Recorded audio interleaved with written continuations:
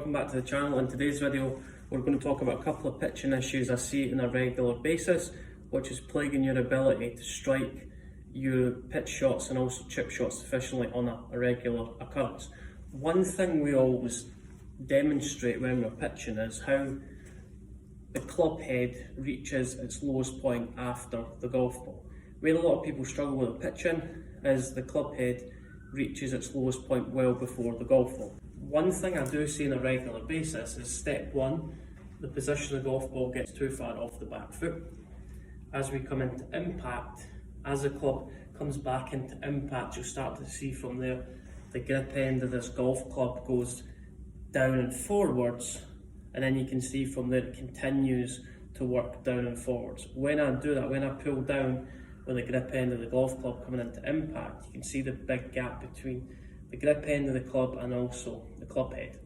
We're going to do two things from there. You'll start to see your body weight hanging back in order to get the club head to the golf ball to shallow out your angle of attack. The next piece of the puzzle, you start to see the legs starting to drive forward. Anytime that we apply a force down with the grip end of the club head always stays significantly above the grip end of the club. And from there, all that force is going straight into the ground. The next time that you struggle with your pitching, experiment here. We want to move the ball a little bit more in the middle of the stance, but then as we come through impact, we want to feel like we're pulling up with the grip end of the golf club. So a great drill that you can use, anytime the grip end of the club goes down and forwards, you can see from there, a deal off the club coming into impact. Great for iron play, not so good if we want to hit that high floaty shot that stops nice and quickly on the green. Then we pull up with the grip end of the club. That's going to allow the club head to reach the lowest point closer to where the golf ball is located on the ground. So we're not pulling down with the grip end of the club. Through impact, we want to feel like the grip end of the club moves up and back. So we're really applying a little bit more force on the grip end of the club. We feel like the grip end of the club works up and left. We're not pulling the grip end of the club down and left, where the club head stays significantly above the hands. We want to feel from there that the grip end of the club's working up and back. That's going to enable you to shallow out your angle of attack with pitching, but it's also going to enable you to get the back edge of the club to interact with the ground as opposed to the leading edge. So if you struggle off soft ground, we want to establish what we're doing that's preventing us making progress. And the one thing you need to understand is we want to create a little bit more extension in the body through impact. We don't want to get into this position when we're pitching. Left shoulder works down too quickly, grip end of the club works low and left, and then from there we create too much of an angle on this right wrist, so the grip end of the club or the hands get too far ahead of the club head. Next time that you struggle with this issue, we're not applying any pressure with the right hand, we're just keeping the right hand on the bottom of the grip, gripping nice and lightly with the two fingers and your thumb. As we work the club through impact, we just want to feel like the grip end of the club works up and left. So the grip end of the club's going to work up and left. That's going to allow us to take a little bit sharply out of the equation, but it's also going to enable us to create a little bit more loft on the club coming into impact. So if you struggle off soft sand, if you struggle off soft ground, you need to utilise a little bit more bounce. We don't want to drive the grip end of the club down and left.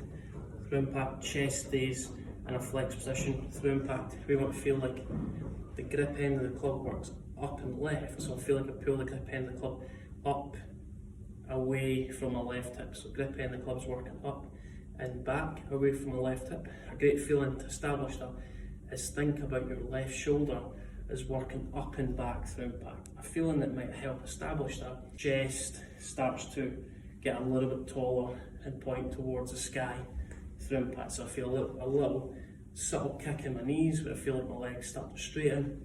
Grip end of the club working up and left, left shoulder working up and back, and then through impact, with the chest starting to feel like it works up, the club works up and left shoulder works up and back. That's automatically going to allow the club head and the grip end of the club to arrive at the golf ball at the same time, which is great if you want to hit that high floaty shot that stops nice and quickly on the green, but also create a contact point that's lower in the face. the ball will start spinning up the face more, so the golf ball will start to climb up the club face, the golf ball will be on the club face longer, we create more friction and we also create more spin. When we work the club through impact, we're not letting this left shoulder work down and forwards too quickly. Think about left shoulder working up and back, grip end of the club works up and left, and then chest then starts to rotate through impact. That's going to improve your probability to strike. It's going to allow you to utilise a little bit more of the bounce, prevent that club head digging through impact, and also create a more consistent shot pattern that we want to achieve. As we release the club, think about grip end of the club working up and left. A great feeling that's going to help you establish that. Both thumbs point down towards the ground a little bit earlier. Impact, you can see from there, thumbs straight down towards the ground, create a little bit more onward deviation, and then from there, grip end of the club, it's working up and left, wrists are locked, so thumbs down towards the ground, through impact, grip end of the club working up and left, impact position, grip end of the club and club head dive at the same time, then through impact.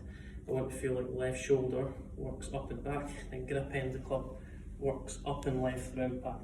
Allow your chest to face forward, keep the right palm facing the sky through impact. That's going to enable you to keep the loft on the club face. Grip end of the club working up and left, right palm facing the sky. That's going to help you create a little bit more loft and also improve your pitching in no time.